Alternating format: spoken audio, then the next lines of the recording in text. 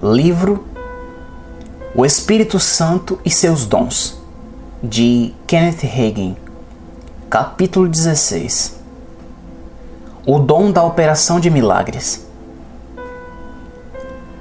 A manifestação do Espírito é concedida a cada um visando a um fim proveitoso, porque a um é dada mediante o Espírito a palavra da sabedoria, e a outro, segundo o mesmo Espírito, a palavra do conhecimento, a outro no mesmo Espírito, fé, e a outro no mesmo Espírito, dons de curar, a outro operações de milagres, a outro profecia, a outro discernimento de espíritos, a um variedade de línguas, e a outro capacidade para interpretá-las. Mas um só e o mesmo Espírito realiza todas estas coisas, distribuindo-as como lhe apraz a cada um individualmente. 1 Coríntios 12, do 7 ao 11. Depois de Paulo ter alistado os 9 dons do Espírito, como se vê no texto acima, passou a dizer: entretanto, procurai com zelo os melhores dons. 1 Coríntios 12, 31. O melhor dom é o dom necessário no momento.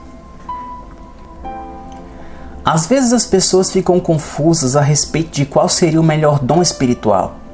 Deixam desapercebido o fato de que, em algumas circunstâncias, até o melhor de todos os dons espirituais talvez não seja o melhor dom em determinada situação, nem o dom necessário naquele momento específico.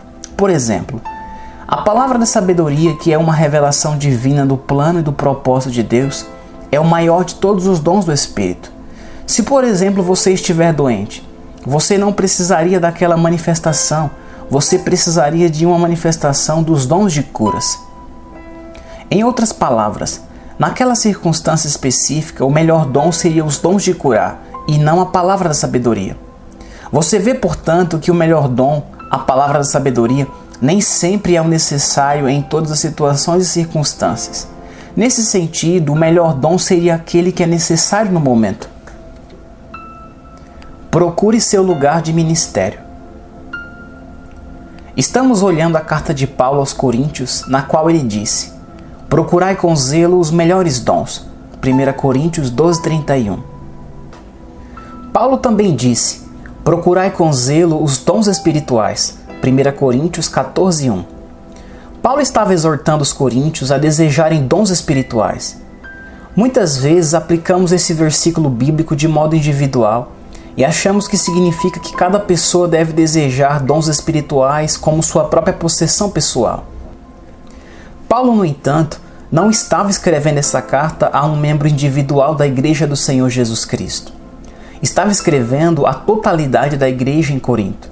Estava lhes dizendo, como igreja, como grupo, que devia desejar esses dons. E essa exortação se aplica hoje à igreja, ao corpo de Cristo. Então, se os crentes como grupo sinceramente desejassem que os dons espirituais fossem manifestados no meio deles, o Espírito Santo se manifestaria distribuindo-as como lhe apraz a cada um individualmente. 1 Coríntios 12, 11. A frase distribuindo-as como lhe apraz a cada um individualmente em 1 Coríntios 12, 11 dá a entender que cada um de nós não terá os mesmos dons espirituais manifestados através de nós ao mesmo tempo.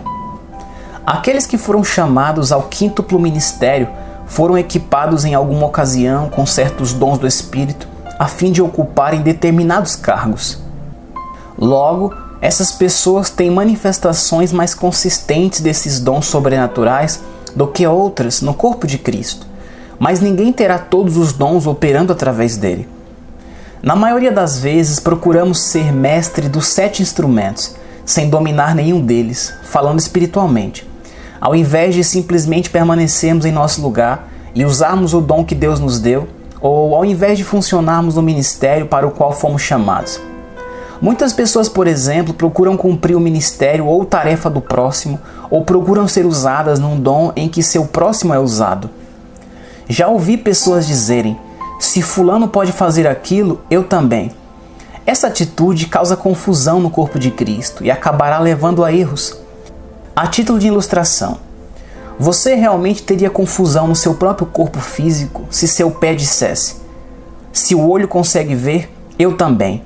Naturalmente, seu pé não pode ver, não pode cumprir o papel do olho e nem foi feito para isso. E pela proposição inversa, o olho não pode cumprir o papel do pé.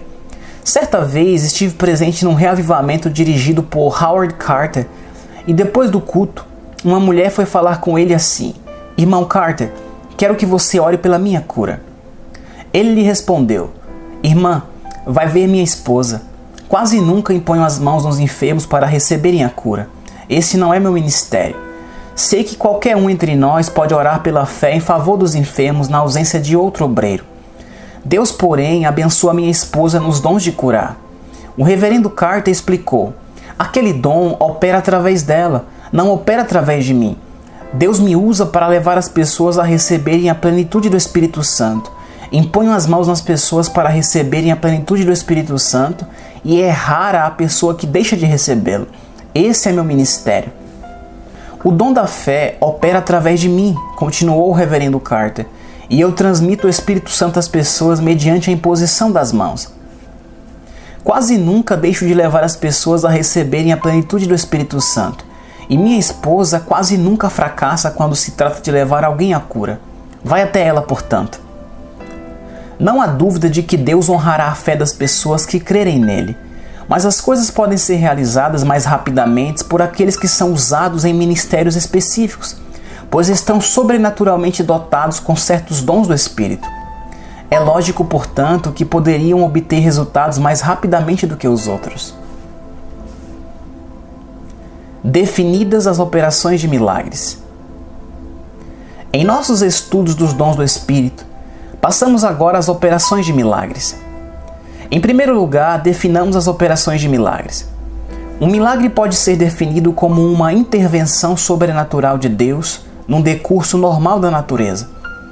Assim como acontece com muitas palavras em português, quando usamos a palavra milagre de modo geral, significa uma coisa ao passo que significa outra coisa também, bem diferente quando é usada de modo específico. Por exemplo, às vezes a palavra milagre é usada de modo geral como figura de linguagem. Falamos, entre outras coisas, em tecidos milagrosos, remédios milagrosos, detergentes milagrosos e assim por diante. Na natureza podemos ver a aurora bonita e dizer: é um milagre. Podemos olhar para um belo jardim de rosas brilhando com cores gloriosas cujo perfume sobe até os céus e dizer que é um milagre da natureza. Nenhuma dessas coisas é milagre no sentido específico, mas no sentido geral todas o são. Na aurora gloriosa, o sol está fazendo exatamente aquilo que devia fazer segundo as leis da natureza. A rosa está fazendo exatamente o que devia fazer segundo as leis da natureza. Logo, não se trata especificamente de milagres, pois o milagre é uma intervenção sobrenatural no decurso normal da natureza. Outro exemplo de um milagre natural, de um milagre no sentido geral, é o nascimento de um neném. Às vezes, a profissão médica refere-se ao milagre do nascimento. Em termos gerais, um nascimento natural é um milagre, mas não é milagre no sentido específico, pois é um evento que ocorre no decurso normal da natureza. O mesmo fato é aplicável ao âmbito espiritual, no tocante ao milagre da salvação. Em linguagem geral, a salvação é um milagre, mas em linguagem específica, a salvação não é mais milagre do que o nascimento natural. No âmbito sobrenatural, o novo nascimento é uma ocorrência muito natural ou normal. É um ato sobrenatural, mas não é um dom das operações de milagres em funcionamento. Logo, em linguagem geral, como figura de linguagem, tanto o nascimento natural quanto o renascimento espiritual do nosso espírito são milagres. Em linguagem específica, no entanto, nenhum dos dois é milagre, porque não são intervenções sobrenaturais no decurso usual da natureza, quer no âmbito natural, quer no âmbito espiritual. O novo nascimento é um ato sobrenatural que ocorre no âmbito espiritual. Não o chamamos de milagre segundo nossa definição dessa palavra, uma intervenção sobrenatural num decurso normal da natureza. Aquilo que chamamos de milagre no sentido específico é um ato sobrenatural na dimensão natural. Sendo assim, o novo nascimento não é um ato sobrenatural no âmbito natural, é um ato sobrenatural no âmbito espiritual. O nascimento natural está no âmbito natural. Um desses nascimentos é espiritual e o outro natural. e nenhum dos dois é milagre no sentido específico. Cada um dos dons do Espírito é milagroso. Todos são sobrenaturais. No uso geral da palavra milagre, todos os dons do Espírito são milagres, e não exclusivamente o dom das operações de milagres, mas na linguagem específica, nem todos os são. Quando a operação de milagres está em manifestação, há uma intervenção divina no decurso normal da natureza. A divisão das águas de um rio por meio de uma banada de um manto exemplifica o dom das operações de milagres em funcionamento, segundo Reis 2,14. Depois de Elias subir ao céu num carro no meio do redemoinho, Eliseu recebeu o manto daquele e golpeou o rio Jordão com ele. Dividir as águas mediante um golpe do seu manto era a operação de milagres, pois se tratava de uma intervenção sobrenatural num decurso normal da natureza. No âmbito da cura, milagres são recebidos frequentemente, mas não se trata necessariamente do dom das operações de milagres. Simplesmente são chamados milagres da cura. Tudo quanto Deus faz é milagroso em certo sentido, mas receber a cura mediante meios sobrenaturais não é um milagre no mesmo sentido que transformar a poeira comum em insetos por um simples gesto. É um milagre, Êxodo 8,16. Ou transformar a água comum em vinho, só por meio de uma palavra. É um milagre. João 2, do 7 ao 11. Esses dois acontecimentos são exemplos da operação de milagres. A água transformada em vinho pelo prolongado processo da natureza é um fenômeno natural. Mas transformar a água em vinho só por meio de falar a palavra, conforme fez Jesus, João 2, do 1 ao 11, é um milagre segundo a nossa definição. Uma intervenção sobrenatural no decurso normal da natureza. Um milagre, portanto, é uma intervenção sobrenatural num decurso normal da natureza, uma suspensão temporária da ordem costumeira ou uma interrupção no sistema da natureza, conforme o conhecemos, operada pelo poder do Espírito Santo. Exemplos no Antigo Testamento das operações de milagres. Já definimos o dom das operações de milagres. Passemos agora a examinar exemplos bíblicos da manifestação desse dom. Moisés e os israelitas. Essa operação de milagres foi usada incontáveis vezes para o livramento milagroso do povo de Deus. Vemos esse dom usado no Egito, quando Deus convenceu a Faraó de que devia deixar Israel ir. Vê Êxodo capítulo 7 até o 14. Vários milagres foram operados durante esse período. Quando Arão lançou sua vara no chão e esta foi transformada em serpente, por exemplo, tratava-se da operação de milagres em manifestação. Êxodo 7, do 9 ao 12. Quando o pó foi transformado em insetos, Êxodo 8, do 16 ao 18. E todas as demais pragas se seguiram. Tratava-se do dom da operação de milagres em funcionamento. Quando os filhos de Israel saíram do Egito e se aproximaram do Mar Vermelho, o faraó e suas hostes estavam logo atrás, prontos para os recapturar e levar de volta à escravidão. Êxodo 14, do 5 ao 9. Ali os israelitas tinham o deserto de um lado, as montanhas do outro lado, o mar à frente e o inimigo pelas costas. Parecia desesperadora a situação. Moisés, porém, confiou no Senhor, e o Senhor ordenou-lhe que estendesse a sua vara. Moisés a estendeu, e o mar foi dividido. Êxodo 14, do 15 ao 31. Tratava-se da operação de um milagre, foi uma intervenção divina num decurso normal da natureza. O fato é que dois dons do Espírito estavam em operação quando o Mar Vermelho foi dividido. A operação de milagres dividiu o mar. Mas o que manteve-o dividido? Foi necessário o dom da fé para fazer isso. Foi o dom da fé que manteve esse milagre como uma ação prolongada. O povo de Deus atravessou até o outro lado como em terra seca. O inimigo tentou fazer o mesmo, mas as águas reajuntaram-se nessas horas, e os egípcios afogaram-se nas profundezas do mar. Elias e a viúva. O dom da operação de milagres também era usado no Antigo Testamento para cuidar dos necessitados. Foi, por exemplo, uma operação de milagres quando a botija de azeite da viúva não se esgotou, nem a farinha da panela se acabou, conforme mostra em 1 Reis 17, do 8 ao 16. O dom das operações de milagres no Novo Testamento. Examinemos agora alguns exemplos da operação de milagres no Novo Testamento. Jesus alimenta os 5.000. Vemos a operação de milagres no Novo Testamento quando Jesus, aceitando o lanche de um menininho, usou-o para alimentar 5.000 pessoas. João 6, do 5 ao 14. Às vezes fico atônito diante da maneira de algumas pessoas, até mesmo com bom grau de cultura, tentarem desfazer da Bíblia com falsas explicações. Por exemplo, fiquei lendo certa vez um livro de um certo autor com muitas letras depois do nome, X, Y, Z, PhD e assim por diante. Entenda por favor que não estou contra a educação e a cultura, mas às vezes há pessoas que educam sua cabeça enquanto deixam de educar o coração. O intelecto específico cujo livro fiquei lendo estava tentando desfazer dos milagres da Bíblia por meio das suas falsas explicações. Explicou o milagre de Jesus ao alimentar 5.000 com os pães do menininho, dizendo: os pães naqueles dias eram maiores do que nos dias de hoje. Se ele realmente tivesse lido esse relato na Bíblia, teria notado que se tratava do lanche de um menino pequeno, João 6,9. Em primeiro lugar, é difícil imaginar que esse menino pudesse ter levado até lá uma quantidade de pão suficiente para alimentar 5.000 pessoas. Em segundo lugar, é difícil imaginar que o menino estava pretendendo lanchar tudo isso. Foi, pelo contrário, a operação de um milagre que alimentou 5.000 só com o lanche de um menino. Os discípulos até mesmo colheram sobras para encherem 12 cestas, depois de todos terem acabado de comer. João 6,13. Ananias e Safira.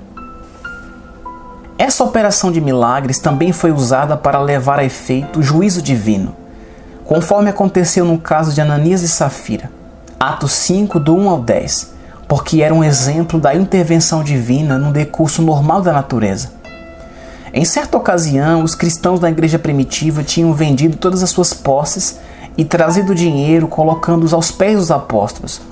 Possuíam tudo em comum. Não se tratava de uma lei imposta por Deus. Parece que sentiu um impulso do Espírito Santo nesse sentido e a ação revelou ser sábia, pois a cidade foi conquistada pelos inimigos dentro de poucos anos, e aí teriam mesmo perdido todas as suas posses. Ananias e Safira tinham vendido seu terreno, mas guardaram para si parte do dinheiro que receberam. Nada teria havido de errado se dissessem aos discípulos: estamos oferecendo metade do dinheiro que recebemos da venda da nossa propriedade. Nada há na Bíblia que dá a entender assim. Tudo seria sido perfeito se tivessem dito: eis aqui metade do dinheiro, a outra metade ficou conosco. Ananias entrou e colocou seu dinheiro aos pés dos apóstolos com o mesmo gesto, conforme parecia de consagração e dedicação que os outros tinham feito. Pedro perguntou: é este o preço do terreno? Sim, é este o preço total. Ananias respondeu com efeito, mas estava mentindo, pois retirara para si mesmo parte do preço. Pedro sabia, mediante a operação do dom da palavra do conhecimento, que Ananias estava retendo parte do dinheiro. Falou: por que encheu Satanás teu coração para que mentisses ao Espírito Santo? Atos 5,3. Ananias caiu morto como resultado do juízo divino que veio mediante a manifestação da operação de milagres. Os discípulos nem sequer interromperam sua reunião para irem ao enterro, e ninguém foi contar à esposa de Ananias que este morrera. 3 horas mais tarde, entrou Safira, esposa de Ananias. Atos 5,7. Não sei desde que horas o culto estiver em progresso quando Ananias chegou, mas 3 horas mais tarde o culto ainda continuava. Certa vez, escutando um sermão sobre Ananias e Safira, ouvi o pregador dizer: Safira entrou cerca de 30 minutos mais tarde. E então pensei: espere aí, e li aquele versículo de novo. Foram 3 horas e não 30 minutos mais tarde que Safira entrou. Atos 5,7. Posteriormente, indiquei esse fato ao pastor. Leu o trecho de novo, sacudiu a cabeça e disse: acho que confundi os fatos com a situação em nossos cultos. Se fosse numa das nossas igrejas hoje, Safira tivesse entrado mais de 30 minutos depois do culto começar, não teria havido mais ninguém ali. Creio que essa é a verdade na maior parte do tempo. Por outro lado, quando os dons do Espírito estão em operação, já vi as pessoas permanecerem na igreja o dia todo. Onde o Espírito de Deus se move, as pessoas não têm pressa em ir embora. O juízo divino veio a Safira e ela também caiu morta. A operação de milagres voltou a ser usada para levar a efeito o juízo divino. Atos 5, do 8 ao 10. Paulo e Elimas. A operação de milagres também é usada para confirmar a palavra pregada. Quando Paulo estava pregando em Chipre, Elimas, o mágico, opunha-se a ele. Elimas foi ferido com cegueira por algum tempo mediante o poder de Deus na manifestação do dom da operação de milagres. Foi um sinal sobrenatural para outras pessoas por perto. Atos 13, do 4 ao 12. O dom da fé versus a operação de milagres para livrar do perigo. Esse dom da operação de milagres é usado para livrar as pessoas de danos ou perigos inevitáveis. O dom da fé acompanharia a pessoa através do perigo com grande paz e calma, sem a pessoa sofrer o mínimo de dano. Mas o dom da operação de milagre é diferente. Por exemplo, quando Paulo sofreu naufrágio, a tempestade não parou antes de chegar ao seu fim natural. Atos 27, do 1 ao 44. Paulo não se colocou de pé para dizer, pare tempestade, mas porque Deus falara com Paulo através de uma mensagem de um dos seus anjos. Paulo teve fé extraordinária para crer na proteção divina. Paulo recebeu passivamente um milagre. Tratava-se do dom da fé em operação, e ele recebeu proteção divina e segurança para todos que estavam a bordo do navio, embora o próprio navio fosse grandemente danificado. Em outro incidente, no entanto, quando Jesus ficou em pé em certo barco e disse, acalma-te, emudece, Marcos 4,39, e a tempestade parou, aquela era a operação de milagres e as pessoas a bordo foram livradas do perigo. Conforme já mencionei, a diferença entre o dom da fé e o dom da operação de milagres é que o dom da fé recebe um milagre e a operação de milagres opera um milagre. A operação de milagres é usada para demonstrar o poder e magnificência de Deus. Na concordância analítica da Bíblia de Young, a palavra grega traduzida por milagres em 1 Coríntios 12:10 é dynamis, que também pode ser traduzida por atos de poderes. Em outras palavras, a operação de milagres pode também ser chamada a operação de atos de poderes. Segundo a concordância grega, a palavra grega também significa explosões de onipotência ou maravilhas compulsivas que estonteiam ou atos de deixar atônito.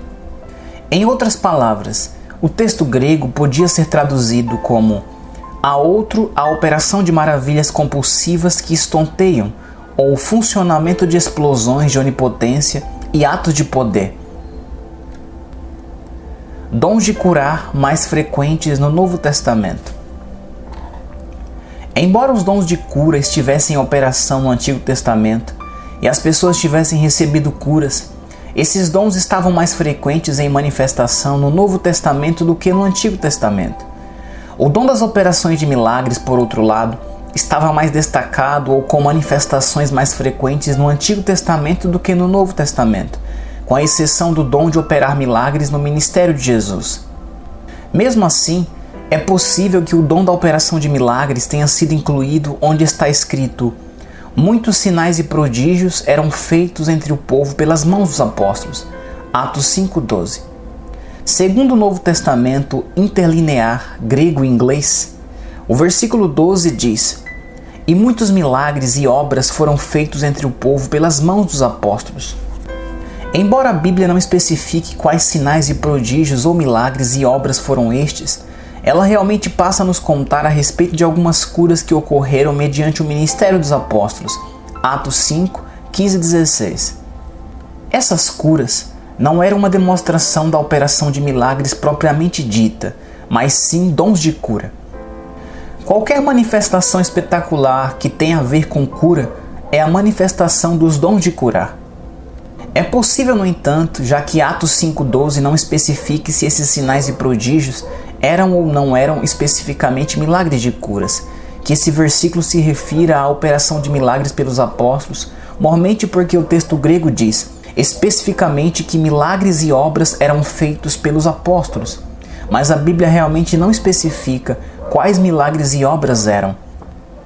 Outro exemplo do dom da operação de milagres que é especificamente mencionado no Novo Testamento acha-se em Atos 8. Atos 8, 5 e 6. Filipe, descendo à cidade de Samaria, anunciava-lhes a Cristo.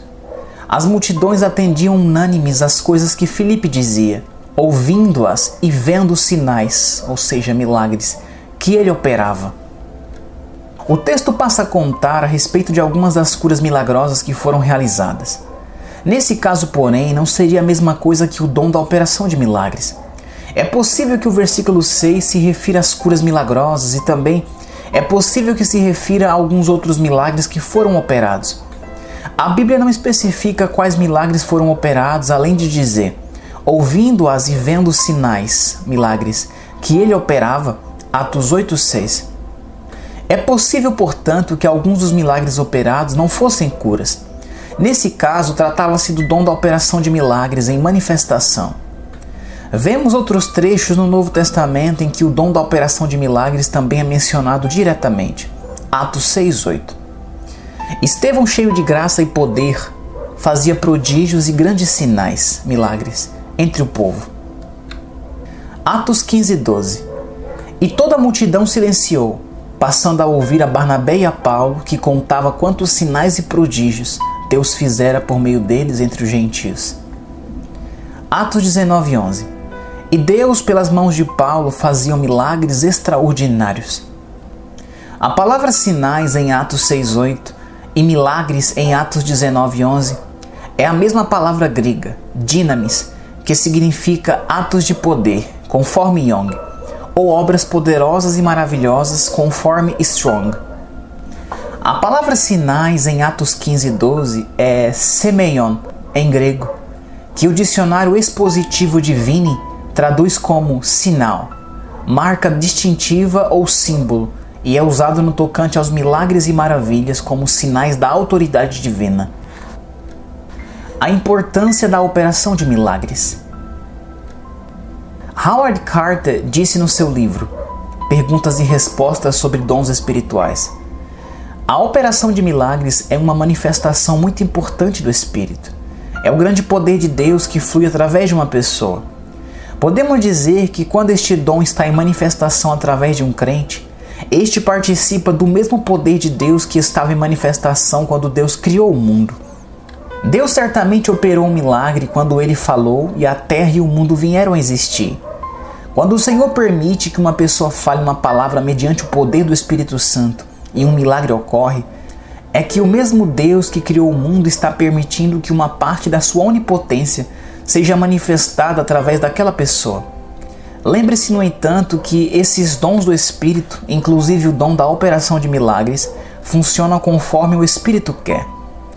Pela operação de milagres, uma nação foi invadida por pragas a fim de garantir o livramento do povo de Deus e de dar a ele toda a glória. Êxodo 7:12. Pela operação de milagres, a sombra lançada pelo sol recuou 10 graus num relógio do sol, como sinal que o rei Ezequias viveria e não morreria. Isaías 38, do 1 ao 8. Mediante a operação de milagres, uma vara que foi lançada em terra transformou-se de modo repentino e assombroso, milagrosamente em serpente. Êxodo 7:10. Mediante a operação de milagres, o fogo desceu do céu e consumiu um sacrifício, bem como o altar sobre o qual o sacrifício for oferecido. 1 Reis 18:38.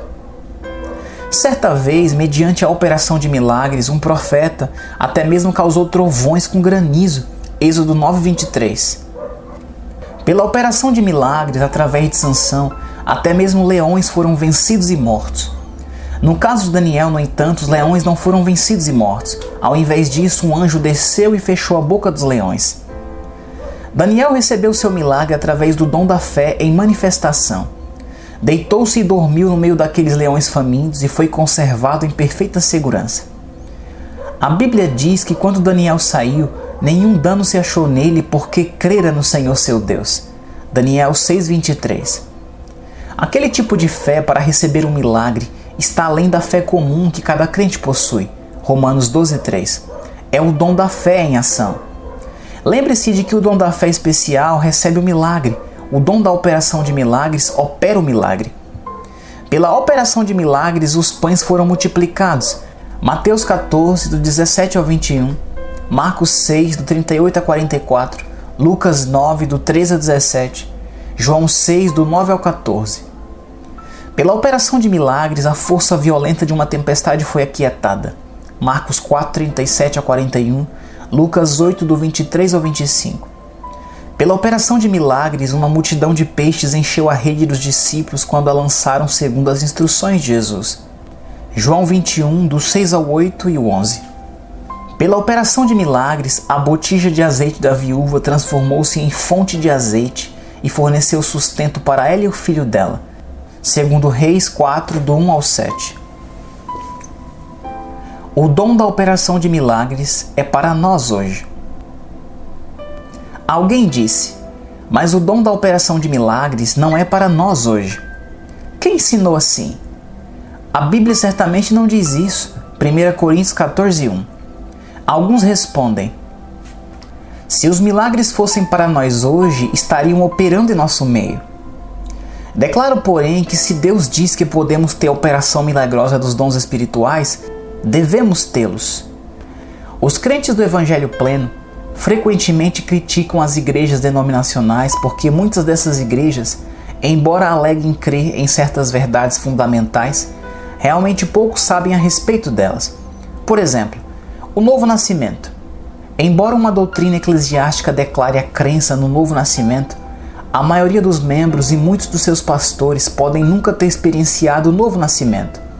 Certa vez ouvi um exemplo desse tipo de problema. Uma mulher deixou certa igreja a fim de afiliar-se à igreja que o marido frequentava. Pouco depois ela nasceu de novo. Quando posteriormente viu o ex-pastor dela, perguntou-lhe, você conhece pessoalmente o Senhor Jesus Cristo? Sei a respeito dele, assim como sei a respeito de George Washington, respondeu. Conheço como uma pessoa histórica, assim como conheço Abraham Lincoln como pessoa histórica. Leio a respeito de Lincoln nos livros de história e leio a respeito de Jesus na Bíblia. Essa mulher começou a falar com seu ex-pastor a respeito de ficar conhecendo pessoalmente a Jesus Cristo e de ter a paz de Deus no seu coração mediante o novo nascimento. O pastor perguntou, posso realmente receber essa bênção? Ela lhe garantiu que sim. Então orou com ele para ele receber Jesus Cristo como seu Salvador. As doutrinas da igreja dele declaravam a crença na experiência do novo nascimento. Porém, aí havia um pastor que nunca o experienciou. Há alguns anos falei com um pastor que se aposentara do ministério.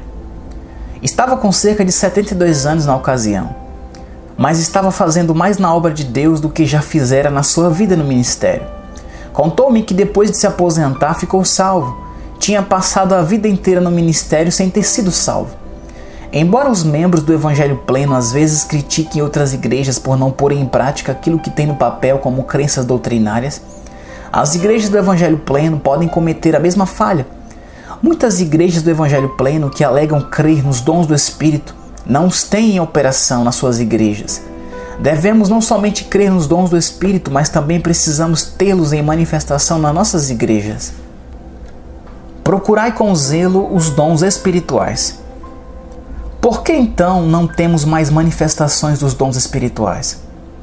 Por que não estamos cumprindo as condições impostas por Deus? Deus disse, procurai com zelo os melhores dons. 1 Coríntios 12, 31. Se nós, como igreja local, por exemplo, não tivermos os dons espirituais, é porque não procuramos e desejamos conforme deveríamos. Estou totalmente convicto de que, à medida que procuramos os dons espirituais e os desejarmos com zelo, eles se manifestarão mais do que nunca. Mas não acontecerá assim se apenas ficarmos sentados falando a respeito, fazendo votos que pudéssemos vê-los em demonstração. Deus mandou procurar e desejar os dons espirituais. Se alguém realmente deseja uma coisa, ele vai envidar esforços nesse sentido, a fim de ver acontecer aquilo que deseja. Paulo disse, entretanto, procurai com zelo os melhores dons. 1 Coríntios 12, 31. Essa palavra, traduzida por procurar, significa desejar fortemente. Em outras palavras, Paulo mandou desejar fortemente os dons espirituais. Muitas pessoas têm desejos, mas não são muito zelosos em garantir que esses desejos sejam cumpridos. Vamos, porém, realmente desejar que os dons do Espírito se manifestem entre nós. Vamos desejá-los fortemente como um grupo de crentes, como um só corpo, e oremos para eles se manifestarem em nosso meio.